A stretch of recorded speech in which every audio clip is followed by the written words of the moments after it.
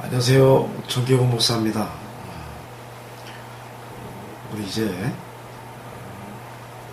멸망을 품는 제자도 시대 제2과의 내용을 여러분과 함께 나누게 되어서 너무 감사한 마음으로 여러분도 영상으로 뵙는 것 같습니다. 제가 지금 목이 많이 잠겨있기 때문에 조금 이제 이렇게 음성으로 접하는 부분이 여러분 어려울 수가 있는데 그 부분 여러분 이해하시면서 오늘은 이 주제가 그 죄에 대하여 한탄하심이란 그 제목에 대해서 이제 이 주제에 대해서 생각을 하게 될 것 같습니다. 오늘 말씀은 창세기 3장 1절로 10절의 말씀, 뱀이 하와에게 동산 중앙에 있는 선악과를 따먹으라고 유혹하는 그 장면의 말씀을 통해서 우리가 은혜를 나누고자 합니다.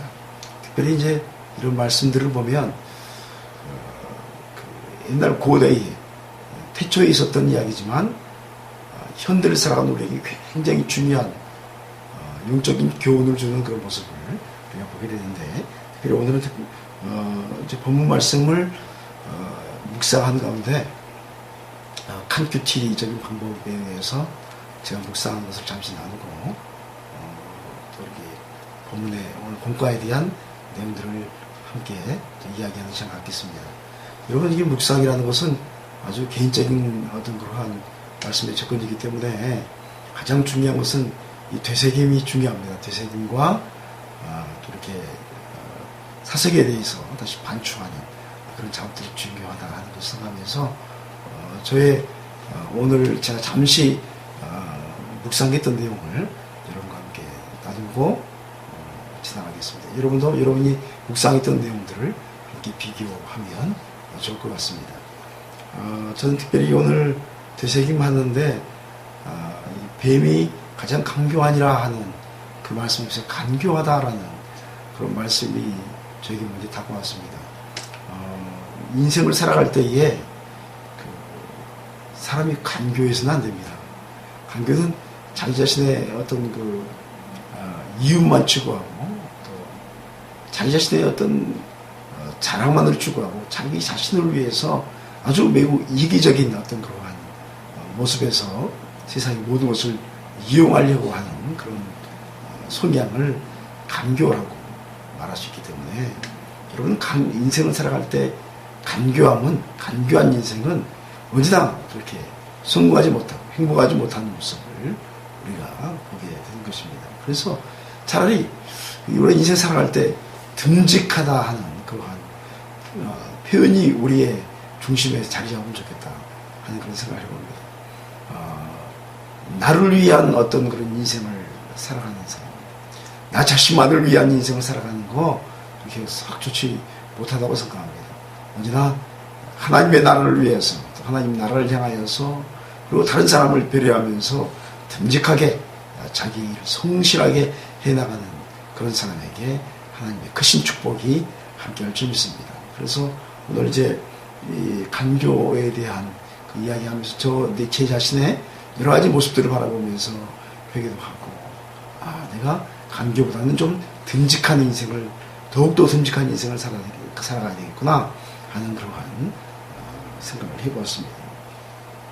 그리고 8절 말씀 보니까 그 바람이 불 때라는 이제 그러한 말씀이 제 마음에 그렇게 다가왔습니다. 바람이 불었습니다. 바람이 불 때 동산을 거니시는 하나님. 물론 이제 아담이 그 바람이 불 때 동산을 거니시는 하나님을 그 시간을 알았기 때문에 그걸 피했지요. 그런데 저는 이 말씀 앞에서 제 자신을 좀 돌아보았습니다. 뭘 돌아보았냐면, 하나님은요, 자기가 창조하신 것들을 누릴 줄 아시는 분이셨습니다. 동산을 거니시면서 자기가 창조했던 것들을 다시 한번 바라보고, 보시기 심히 좋았더라라는 표현처럼 모든 것을 바라볼 수 있는 그러한 마음의 여유를 가지신 분이 하나님이셨습니다. 그런데 최근에 저를 보니까 그런 여유가 많이 없었다는 것을 보게 됩니다. 자기 자신을 돌아보는 거, 그리고 여러 가지 환경을 바라보면서 하나님의 그 손길을 느끼는 그러한 누림의 그러한 마음에 여유가 의외로 필요하다. 그런데 요즘 현대인들이 왜 쓰러지고 넘어지고 힘들어하고 또 신앙생활 하다가 또 실족하고 그럽니까? 대부분의 누림이 없습니다. 바라보는 성찰의 어떤 것들이 없습니다. 말씀으로 바라보고 또 하나님께서 나의 인생을 어떻게 인도하셨는지 바라보면서 또 자연 만물을 바라보면서 하나님께서 나에게 베풀으신 그런 것들을 누리는 작업이 매우 필요하다 하는 그런 묵상을 해봤습니다. 그리고 또 여기 보면 이제 8절 하반절 보니까 동산나무 사이에 숨은지라 아담과 하와가 숨죠. 부끄러워서 죄를 지었기 때문에 하나님의 낯을 볼 수가 없는 겁니다. 하나님을 대할 수 없는 겁니다. 동산 중앙에 있는 선악과를 먹지 말아야겠는데 뱀의 유혹에 그만 따먹었습니다. 그래서 문제가 생긴 거죠. 숨어버리는 인생, 숨는 것을 선택하는 인생, 불행한 인생입니다. 하나님 앞에서 자신의 것을 드러내지 못하는 인생, 불행한 인생입니다. 세상 모든 사람들에게는 자기 것을 드러내지 못할지라도 우리는 하나님 앞에서 여러분 드러내야 할 줄 있습니다. 자기 치부일지라도 부끄러움일지라도 하나님 앞에 가지고 나가는 그런 인생이 복된 인생입니다. 그래서 아무에게도 말하지 못하는 그 문제일지라도 하나님 앞에서 숨는 인생이 아니라 드러내는 인생을 살아야 된다 하는 그런 깨달음을 얻게 되었습니다. 저에게 되새김을 통해서 본문의 말씀을 되새기면서 저에게 여러 가지 또 많은 깨달음을 주셨는데 이 정도의 되새김을 했던 것 같습니다. 그리고 이제 보통 본문 묵상이 하나님은 누구십니까? 어디 있느냐 물으시면서 아담을 찾으시는 하나님. 너는 어디 있느냐? 라고 부르시라. 그래서 숨어있지 말고 하나님 앞에 당당히 나와서 시시비비를 가르고 너의 이야기를 하고 너의 것들을 드러내기를 원하시는 하나님. 어디 있느냐? 내가 어디 있느냐? 이 질문 너무 중요한 것 같습니다. 피의애명지요. 이 부분들은 여러분이 쭉 여러분 개인적으로 정리하셔서 여러분의 묵상을 대지해 보시면 상당히 많은 그 안에서의 여러분의 되새김에 도움이 되고 또 이렇게 거울의 역할을 하는 그런 역할을 하게 될 줄 믿습니다. 오늘 본문 말씀 보면요. 본문의 사건을 원죄라고 합니다. 아담이 지은 유전죄, 최초의 죄를 지은 거죠. 그래서 아담은 인류를 대표하기 때문에 아담이 지은 것은 인류가 죄를 지은 겁니다. 그래서 이 아담과 하와가 동산 중앙에 있는 선악을 알게 한 나무를 먹지 말라 했는데 그 말씀을 어기고 아담이 그 선악과를 따먹은 겁니다. 물론 하와가 따먹어서 아담에게 줬지만 여러분 아담이 대표성을 얻습니다. 여자의 머리는 남자이기 때문에 중요한 것은 그래서 아담이 따먹었다 이렇게 말을 하는 겁니다. 아무튼 이것은 이제 원죄라고 하는데 원죄는 유전이 됩니다. 그래서 아담의 모든 사람들은 원죄를 가지고 태어납니다. 그런데 놀라운 것은요, 이 원죄는 우리가 예수 그리스도를 믿으면 그 원죄가 사해집니다. 사라집니다. 그런데 이제 여기서 문제가 뭐냐면 원죄는 사라지는데 또 자범죄라는 게 있습니다. 스스로 짓는 죄, 자범죄. 이 자범죄는 뭡니까? 우리가 예수님을 믿고 나서 예수 그리스도의 보혈의 공로로 우리의 죄가 다 사해졌지만 여전히 우리는 의인된 죄인입니다. 죄의 습성이 우리 안에 있습니다.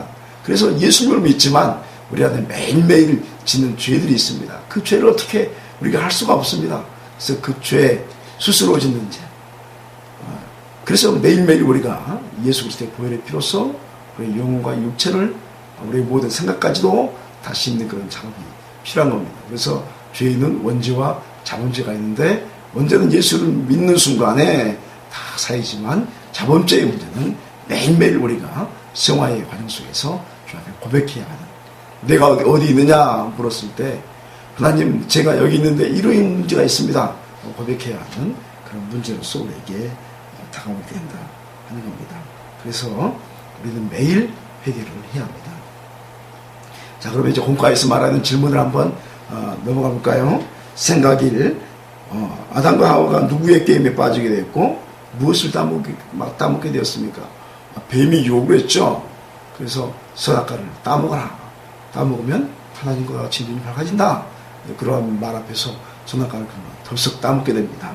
생각이, 뱀이 하나님이 참으로 너희에게 동산 모든 나무의 열매를 먹지 말라 하시더냐라는 질문에 하와는 어떻게 대답했고, 이 대답은 하나님의 말씀과 어떤 차이를 보이고 있습니까? 창세기 2장 16절 17절에는요, 여호와 하나님이 그 사람에게 명하여 이르시되 동산 각종 나무의 열매는 내가 임의로 먹되 선악을 알게 하는 나무의 열매는 먹지 말라.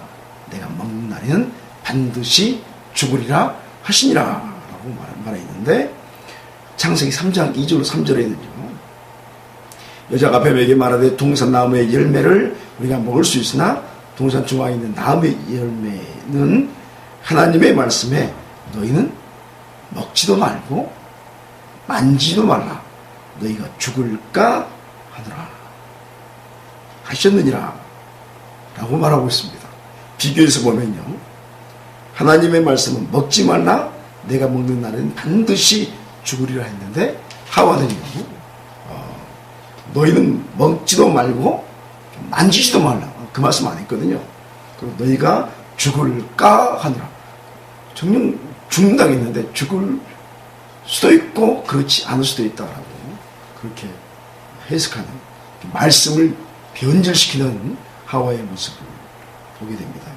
다시 말하면 여러분, 하와는 호기심 때문에 마음에 미혹당한 것이요, 동시에 먹으면 죽지 않을 수도 있지 않을까 하는 말씀에 대한 의심도 하와의 마음에 생겼음을 우리가 알게 됩니다. 생각3, 다음의 구절들을 비교하면서 도표를 완성해 보십시오.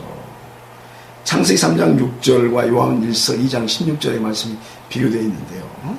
여러분, 이제 여기는 이제 도표로 제가 만들어 놨습니다. 창세기 3장 16절과 요한일서 2장 16절에 공통적인 죄의 종류가 있는데, 첫 번째로는 이게 탐식과 음란의 죄가 있습니다. 창세기 3장 16절은 먹음직하게 보였다. 먹음직하다는 것이 탐식에 대한 어떤 그런 죄라고 볼 수 있겠죠. 또 음란의 죄도 들어갈 수가 있습니다. 좀 더 깊이 들어가면. 요한일서 2장 16절은 육신의 정욕을 이야기합니다. 그렇죠. 그래서 탐식과 음란의 죄, 먹음직과 육신의 정욕, 이렇게 볼 수가 있습니다. 또 두 번째 죄의 종류로는요, 사치와 허영도 죄에 들어갑니다. 그런데 이 사치와 허영에 보니까 창세기 3장 16절에는 보암직하였다라는 말이 여기 속하고, 요한일서 2장 16절은 안목의 종류라고 표현을 하고 있습니다. 또 세 번째 죄의 종류는 명예와 권력을 추구하는 것, 이것도 죄에 속할 수 있습니다. 명예와 권력의 죄는 창세기 3장 16절에 지혜롭게 할 만한 그런 말씀에 빗대어서 말할 수 있고, 또 요한일서 2장 16절은 이생의 자랑이다라고 볼 수 있습니다. 생각4, 하나님의 징계하심으로 선악과의 열매를 따먹은 아담과 하와에게 하나님의 징계가 내려졌습니다. 이 징계로 에덴에서 쫓겨나는 것은 물론 사망이 없던 인류의 사망이라는 문제가 시작되었습니다. 그렇다면 이 사망의 문제는 결국 누구에 의해서 해결되었습니까? 정답은 예수 그리스도에 의해서 해결됐습니다.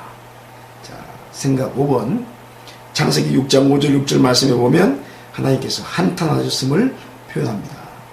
인간의 원죄로 말미암아 하나님의 형상이 파괴됨으로 하나님께서 처음 창조하셨던 아름다움이 사라져버렸고, 하나님과의 깊은 교제의 관계도 파괴되었는데, 결국 이 한탄은 인간을 향한 하나님의 무엇을 강력하게 표현하는 것이라고 볼 수 있습니까? 라고 질문합니다. 여러분, 이것은요, 한탄하셨다는 것은 반대로 생각하면 우리 사람을 향한 하나님의 아주 깊은 사랑, 너무 깊은 사랑을